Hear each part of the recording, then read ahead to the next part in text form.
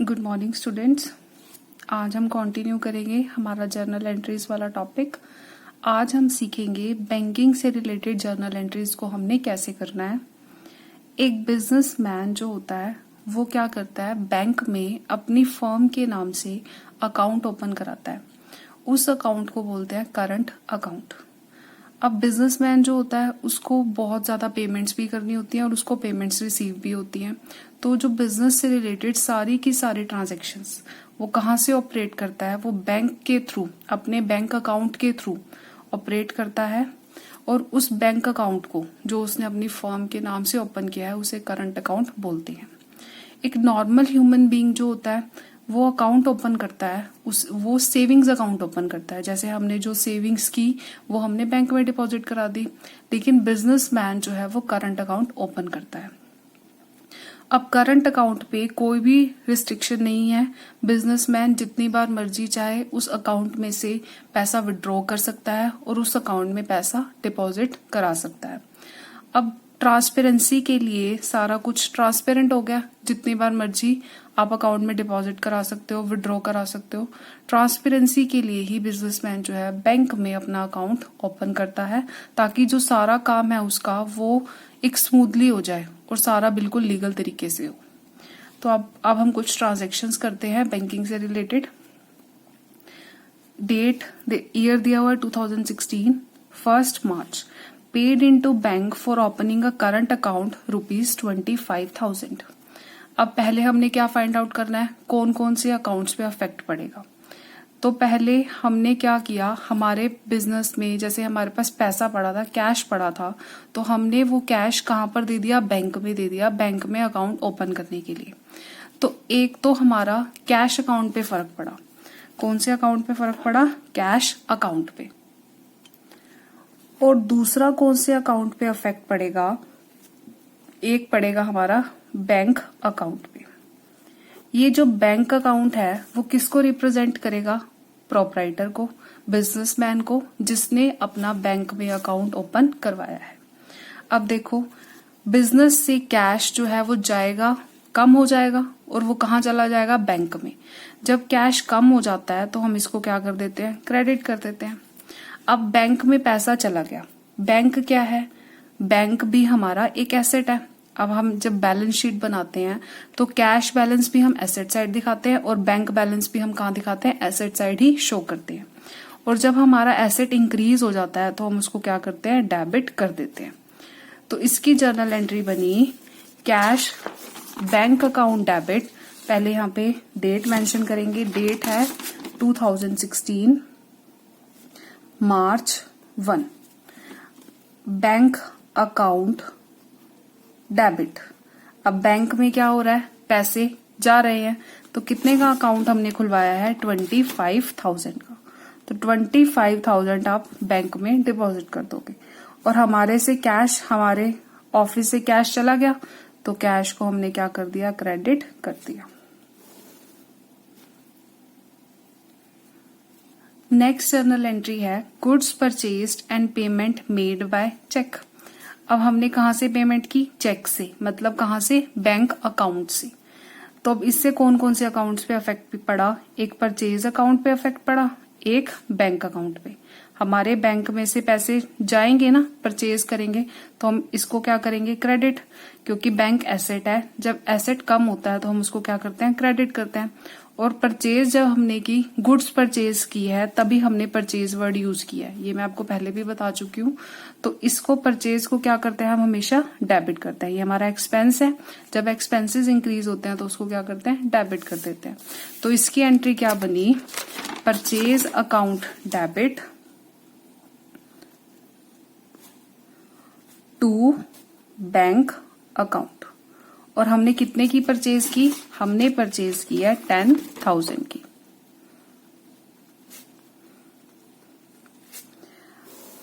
यहां date mention कर लेना। थर्ड एंट्री है कैश सेल्स 40,000। अब हमने क्या किया है, सेल किया है 40,000 की। Out of this amount 30,000 deposited in the bank. एक तो इसमें सेल्स पे अफेक्ट पड़ा, और हमने सेल भी कैसे की, कैश में। तो कैश में भी इफेक्ट पड़ा, और हमने बैंक में भी डिपॉजिट करा दिए तो मतलब बैंक अकाउंट पे भी इफेक्ट पड़ेगा। अब सेल्स हमारी क्या है, इनकम है, और इनकम को क्या करते हैं, क्रेडिट करते हैं। ठीक है, अब कितनी की सेल किया हमने, 40,000 की। इसमें से 30,000 तो आपने कहाँ डिपॉजिट कर दिए, बैंक में। मतलब आपका बैंक बैलेंस क्या हो जाएगा, इंक्रीज हो जाएगा। जब आपने सेल की और सेल से जो पैसा आया वो कहाँ डिपॉजिट करा दिया आपने, बैंक में डिपॉजिट करा दिया, तो बैंक का बैलेंस बढ़ गया। तो जब बैलेंस बढ़ता है तो उसको क्या करते हैं, डेबिट कर देते हैं। कितने से डेबिट करोगे, 30,000 से, क्योंकि 40 की सेल की थी, 30,000 हमने बैंक में डिपॉजिट कर दिए। और बाकी पैसा कैसे लिया हमने, कैश में। अब कैश आया है तो ये भी इंक्रीज, तो इसको क्या करेंगे, डेबिट कर देंगे। तो इसकी जर्नल एंट्री क्लियर होगी हमें। इसकी जर्नल एंट्री क्या बनी, cash account debit, bank account debit to sales account. Cash account debit कितने से डेबिट होगा, 10,000 से, क्योंकि कैश में पैसा कितना आया, 10, और बैंक में कितना चला गया हमारा, बैंक अकाउंट डेबिट 30,000 टू क्या किया हमने, सेल्स अकाउंट। अब गुड सेल किए हैं तो हमने यहाँ क्या लिखा है, सेल्स वर्ड का यूज किया है। ये चीज आपको ध्यान रखनी है, गुड्स के केस में ही परचेज और सेल वर्ड का यूज किया जाता है। अब नेक्स्ट जर्नल एंट्री है हमारी, विड्रॉन फॉर प्राइवेट यूज। अब यहाँ पर तो कुछ भी मेंशन नहीं है, बैंक वर्ड यूज नहीं किया हुआ, तो हमने मतलब क्या किया है, प्राइवेट यूज के लिए विड्रॉ किया है। तो अब कैश ही विड्रॉ किया है, तो इसमें कौन कौन से अकाउंट्स पे इफेक्ट पड़ा, एक ड्रॉइंग्स। जब आप विड्रॉ करते हो पर्सनल यूज के लिए या प्राइवेट यूज के लिए, तो एक अकाउंट कौन सा अफेक्ट होता है, ड्रॉइंग्स अकाउंट अफेक्ट होता है। और दूसरा अकाउंट कौन सा, अब विड्रॉ किया है, कैश ही विड्रॉ किया है। अगर हम बैंक से विड्रॉ करते तो बाय चेक होता या फ्रॉम बैंक अकाउंट होता, और इस एंट्री में कुछ भी मेंशन नहीं था। ड्रॉइंग्स अकाउंट क्या है हमारा, ड्राइंग से क्या होती है, ये कैपिटल अकाउंट में आता है, और कैपिटल ड्राइंग से हमारी कम हो जाती है। तो जब कैपिटल कम होगी तो उसको क्या करते हैं, डेबिट कर देते हैं। अब बिजनेस से कैश चला गया, जब कैश चला जाता है, एसेट कम हो गया, तो उसको क्या करते हैं, क्रेडिट कर देते हैं। तो इसकी एंट्री क्या बनी, drawings account debit to cash account, और इसका अमाउंट आएगा 5,000 रुपीज। नेक्स्ट जर्नल एंट्री है, withdrawn from bank for private use. अब ये भी प्राइवेट यूज के लिए है। अब कहां से विड्रॉ किया है, बैंक से। तो इसमें कौन कौन से दो अकाउंट्स इफेक्ट होंगे, एक तो ड्रॉइंग्स, क्योंकि प्राइवेट यूज के लिए विड्रॉ किया है, और यहां पर कहां से विड्रॉ किया है, बैंक से। तो हमारा बैंक बैलेंस जो है वो कम हो जाएगा। तो एक अकाउंट तो ड्रॉइंग्स अकाउंट पे इफेक्ट पड़ा, और ड्रॉइंग्स क्या होती हैं, डेबिट होती हैं।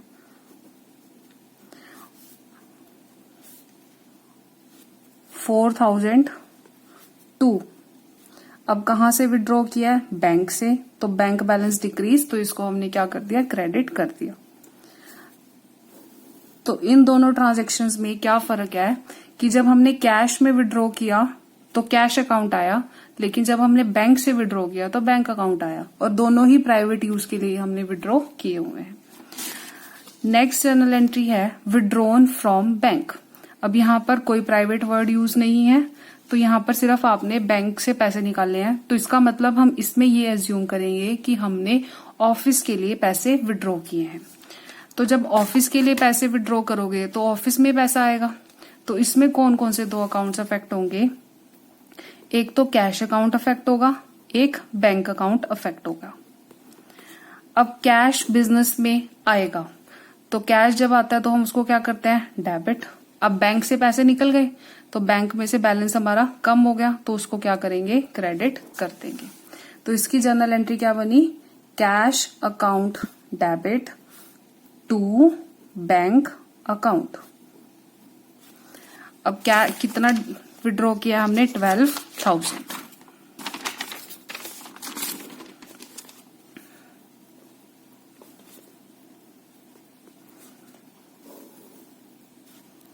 बहुत सिंपल है, बट आपको लॉजिक्स जो है वो क्लियर होने चाहिए, रूल्स आने चाहिए आपको। 20 मार्च की एंट्री है, placed on fixed deposit account at bank by transferring from the current account. अब मेरा बैंक में क्या है, अकाउंट है। अब उसमें से मैंने क्या किया, पैसे निकाल लिए और कहां पर डिपॉजिट कर दिया, मैंने एफडी करवा दी। तो इससे कौन कौन से अकाउंट्स पे इफेक्ट पड़ेगा, जब हम एफडी कराते हैं, फिक्स्ड डिपॉजिट कराते हैं, तो एक फिक्स पीरियड ऑफ टाइम के लिए हम अपना जो अमाउंट है वहां डिपॉजिट कर देते हैं, ब्लॉक हो जाता है वो पैसा। जब टाइम जो लिमिट आपकी जैसे 1 ईयर के लिए कराई, 2 ईयर्स के लिए कराई, जब वो टाइम पीरियड आपका मैच्योर हो जाएगा तभी आपको उसकी पेमेंट मिलेगी। लेकिन इन केस अगर आप बीच में ही एफडी जो है वो अपनी तोड़वा लेते हो तो बैंक कुछ चार्जेस जो है वो उसके काट लेता है और फिर वो आपको अमाउंट जो है वो मिल जाता है। इस केस में 2 अकाउंट्स पे इफेक्ट पड़ेगा, एक फिक्स्ड डिपॉजिट, एक current account. Current account means bank account पे। तो फिक्स्ड डिपॉजिट में तो पैसा चला गया, तो वो क्या हो जाएगी, हमारी डेबिट हो जाएगी। Fix deposit account debit to, अब कहां से पैसा गया, हमारे बैंक के अकाउंट में से। बैंक के अकाउंट में से पैसा जाएगा तो बैंक बैलेंस हमारा कम हो जाएगा। जैसे किसी पर्सन ने एफडी करवाई होगी तो उनको पता होगा आपकी फैमिली में, जैसे तो हमारे अकाउंट में से पैसे कट जाते हैं और वो पैसे कहाँ डिपॉजिट हो जाते हैं, फिक्स डिपॉजिट में। हम उनको यूज नहीं कर सकते, उसको यूज हम तभी कर पाएंगे जब वो जितने पीरियड के लिए हमने फिक्स डिपॉजिट कराया है वो मैच्योर होगी, तभी आप उस पैसे को यूज कर पाओगे। तो कितने की करवाई हमने करवाई है 10,000 की। तो 10,000 रुपीज आप यहां पर ऐड कर दो। नेक्स्ट जर्नल एंट्री है, received a cheque from Z. अब यहां पर क्या हुआ है, चेक रिसीव हुआ है जेड से। जेड ने मुझे क्या दे दिया, चेक दे दिया। लेकिन फिर नेक्स्ट एंट्री में हमें ये बोला है, cheque received from Z deposited into bank. अब कई बार क्या होता है, जो चेक हमें मिलता है उसकी मैच्योरिटी पीरियड होती है 3 साल के लिए, वो वैलिड होता है। 3 मंथ्स के लिए वैलिड होता है। तो अब जैसे आज मुझे चेक मिला तो कोई जरूरी नहीं है मैंने आज ही बैंक में डिपॉजिट कराया, क्या पता मुझे कोई काम था इसलिए मैं डिपॉजिट नहीं करा पाई, मैं उसको 2 दिन में, 3 दिन में, 1 महीने बाद भी उसको डिपॉजिट करा सकती हूँ। तो जब मेरे पास चेक आया, चेक तो उसने मुझे दे दिया, अब चेक मिला किससे है, जेड से। जेड मेरा क्या होगा, डेटर होगा, तभी उसने मुझे पैसे दिए। तो इस एंट्री में हमारा कौन कौन से अकाउंट्स पे इफेक्ट पड़ा, इसके लिए अभी मैंने डिपॉजिट नहीं करवाया इस डेट को, एक नया अकाउंट जो है वो ओपन हो जाएगा। उस अकाउंट को बोलेंगे चेक इन हैंड। कौन से अकाउंट, क्या बोलेंगे, चेक इन हैंड। अब हमें मिला किससे, जेड से। एक तो जेड अकाउंट पे इफेक्ट पड़ेगा, एक चेक इन हैंड अकाउंट पे इफेक्ट पड़ेगा। मतलब चेक भी लिख सकते हैं इसको, चेक इन हैंड भी बोल सकते हैं। जेड क्या है, हमारा डेटर। डेटर क्या हो गया, कम हो गया, तो इसको क्या कर दोगे, क्रेडिट कर दोगे। और डेबिट किसको करेंगे, चेक इन हैंड। ये मुझे रिसीव हुआ है ना, तो इसलिए इसको क्या करूंगी, डेबिट चेक इन हैंड। ये अकाउंट जो है हमारा नया ओपन होगा जब तक मेरे पास चेक है टू जेड। तो कितने का चेक मिला, 2,000 रुपए का। अब नेक्स्ट एंट्री में यही है कि जो चेक मुझे मिला था जेड से, वो मैंने कहाँ डिपॉजिट करा दिया, बैंक में डिपॉजिट करवा दिया। अब जेड को, अब किस बैंक में डिपॉजिट कराया आपने, चेक, तो बैंक बैलेंस मेरा क्या हो जाएगा, वो इंक्रीज हो जाएगा। जब बैंक बैलेंस इंक्रीज हो जाता है तो हम डेबिट कर देते हैं उसको। डेबिट कितने से किया, 2,000 से। अब क्रेडिट किसको करोगे आप, जेड को तो करेंगे नहीं, क्योंकि जेड के अकाउंट्स को तो हमने पहले ही क्लोज कर दिया। हम क्रेडिट करेंगे जो ये हमने न्यू अकाउंट ओपन किया था, चेक इन हैंड, इसको मैं क्या कर दूंगी, क्रेडिट कर दूंगी टू चेक इन हैंड। मेरे पास चेक था ना, उसको मैंने क्या कर दिया, डिपॉजिट करा दिया बैंक में। तो यहां क्या आएगा, कैरी फॉरवर्ड। अब यहां पर आपने देखा चेक इन हैंड अकाउंट जो है वो क्लोज हो गया। अकाउंट कैसे क्लोज होता है, देखो जितना अमाउंट उसके डेबिट में है उतना ही क्रेडिट में होना चाहिए। अब डेबिट कितने से किया था चेक इन हैंड, 2,000 से। क्रेडिट कितने से कर दिया, 2,000 से। तो चेक इन हैंड जो है वो हमेशा ही क्लोज होगा आपका। नेक्स्ट एंट्री है cheque received from Y and deposited into bank on the same day ₹4000। अब इससे कौन कौन से अकाउंट्स पे अफेक्ट पड़ेगा? एक तो पड़ेगा वाई अकाउंट पे। चेक हमें वाई से मिला है, वाई हमारा क्या है? डेटर है। डेटर से जब पैसा मिलता है तो डेटर क्या हो जाते हैं? कम हो जाते हैं। तो जब डेटर कम तो हम उनको क्या करते हैं? क्रेडिट कर देते हैं। And deposited into bank, bank में हमने साथ साथ ही क्या कर दिया? डिपॉजिट करा दिया। तो हमारे बैंक का बैलेंस उसी दिन क्या हो गया? इंक्रीज हो गया। तो अब हम इसमें दो अकाउंट्स कौन कौन से अफेक्ट हुए? एक अकाउंट अफेक्ट हुआ वाई, एक अकाउंट अफेक्ट हुआ बैंक। अब बैंक में पैसा गया, एसेट है, जब एसेट इंक्रीज हो जाती है तो उसको क्या करते हैं? डेबिट। कितने से? 4000 से। टू वाई, डेटर हमारे कम हो गए तो हम इसको क्या कर देंगे? 4000 से क्रेडिट कर देंगे। नेक्स्ट जर्नल एंट्री है cheque received from Y dishonour. आपने वर्ड सुना होगा कि चेक जो है वो बाउंस हो जाता है। बाउंस जो है वो तब होता है जब जिस पर्सन ने आपको चेक दिया उसके अकाउंट में पैसे ही नहीं होते, तो बैंक क्या करता है? वो चेक बाउंस कर देता है। आपने मान लो किसी को चेक दिया 5000 का और आपके अकाउंट में पैसे ही नहीं है, तो वो चेक क्या हो जाएगा? बाउंस हो जाएगा। उसको क्या बोलते हैं? डिसऑनर बोलते हैं। अगर डिसऑनर हो जाता है चेक, तो जो ये एंट्री हमने की इसको क्या कर देंगे? रिवर्स कर देंगे। अब देखो, वाई हमारा डेटर है। अब डेटर से मुझे पैसे मिल गए थे, इसलिए मैंने उसको क्या किया था? क्रेडिट किया था। जब डेटर से पैसे मिल जाते हैं तो एसेट हमारा कम हो गया, लेकिन एक्चुअल में तो पैसे मुझे मिले ही नहीं, तो मेरे डेटर्स फिर इंक्रीज हो गए। जब डेटर्स इंक्रीज हो गए फिर हमने उसको क्या कर दिया? डेबिट कर दिया। अब मैंने क्या किया था? यहाँ पर बैंक अकाउंट को डेबिट किया था। डेबिट किया था क्योंकि चेक मुझे मिला, मैंने साथ साथ डिपॉजिट कर दिया। मुझे ये लगा मेरा बैंक बैलेंस इंक्रीज हो गया, लेकिन बैंक बैलेंस तो इंक्रीज ही नहीं हुआ क्योंकि चेक जो है वो डिसऑनर हो गया। तो बैंक बैलेंस मेरा फिर से डिक्रीज हो गया। जब बैंक बैलेंस हमारा डिक्रीज होता है तो हम उसको क्या कर देते हैं? क्रेडिट कर देते हैं। तो ये एंट्री जो है हमारी रिवर्स हो जाएगी in case of dishonour. I hope समझ आ गया होगा आपको। नेक्स्ट एंट्री है purchase goods from Gopal and paid by cheque. ये तो सेम एंट्री है कि आपने गुड्स परचेज किए गोपाल से और पेमेंट कहां से की? चेक से की। तो एंट्री क्या बनी इसमें? परचेज अकाउंट पे अफेक्ट पड़ा और हमारा बैंक अकाउंट पे अफेक्ट पड़ गया। अब इस एंट्री में आपको नेम भी मेंशन है और चेक भी मेंशन है। जैसे नेम भी मेंशन होता था और कैश भी, तो ये नेम का कोई भी मतलब नहीं है। तो आपने पेमेंट तो कर ही दी साथ साथ, तो इसमें की एंट्री क्या बनी? Purchase account debit to purchase की हमने बैंक अकाउंट। अब बैंक से पेमेंट की है टू बैंक अकाउंट, और अमाउंट कितना है? 8000 रुपीज।